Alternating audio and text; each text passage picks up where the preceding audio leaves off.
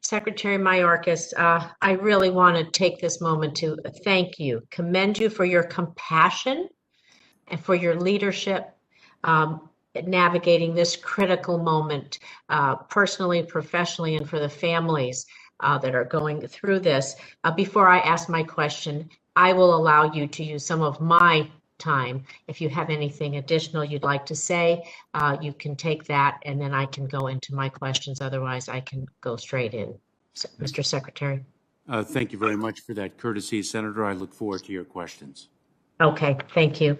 I really just want to talk about, building on what Senator Hassan talked about, child welfare and child welfare professionals. Children in CBP custody, there's poor conditions and the treatment hasn't been good. And I worked with the last administration trying to develop a plan to bring child welfare professionals to all CBP facilities. Unfortunately, the previous administration ignored my requests. And so to follow up on some of the recommendations proposed by child welfare advocates, our CBP facilities currently staffed with medical professionals with pediatric experience and child welfare professionals to provide that kind of those other wraparound services that these children who are experiencing trauma or other issues, as Senator Hassan brought up. Do you have those folks in our facilities?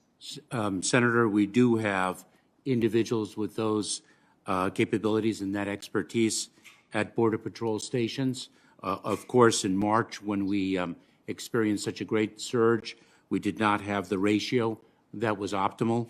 Our focus has been on moving the children out of the Border Patrol station as rapidly as possible to ensure that they are in the shelter and care of the Department of Health and Human Services that does indeed have a greater level of that expertise, as appropriately should be the case. Thank you. I want to build on that. When we were working with the prior administration and they weren't really listening to what we were trying to ask them to do NGOs currently have access to CBP facilities to assist and augment any care or programming that these children might need? The prior administration was not allowing that as well. Senator, there is some access, and that is one thing that we are taking a close look at, because of course when we were experiencing the greatest challenge, there were operational capacity issues with respect to providing that access, but we believe that that access will strengthen the efficiency of the system in all regards, and it's one of the areas that we are keenly focused on as we are improving and strengthening the process from beginning to end. Thank you. I'm going to move on. I know Senator Johnson talked about Title 42, and so I am pleased that the Biden administration took immediate actions to reverse several of the previous administration's cruel and misguided policies. And I do remain concerned about the continuation of Title 42, that policy that the Trump administration used to expel migrants across the board, including children and families desperately attempting to come here for our asylum process. And so are you concerned that Title 42 could still be a new source of family separation? It's just so painful, and making migrant parents make that painful decision to separate from their children in order for them to find safety in the United States. And what's DHS doing to mitigate the risk of a family separation while Title 42 is still in place? Senator, we are certainly hearing anecdotally that some families self-separate to allow their children to enter the United States unaccompanied. That speaks to the trauma that these families have endured and their desperation to give their children a better life. Our exercise of Title 42 is the exercise of a public health authority to protect the American public with respect to COVID-19, as well as the migrants themselves. It's an exercise of authority that rests with the CDC. The issue that your question addresses is something that we're keenly focused upon.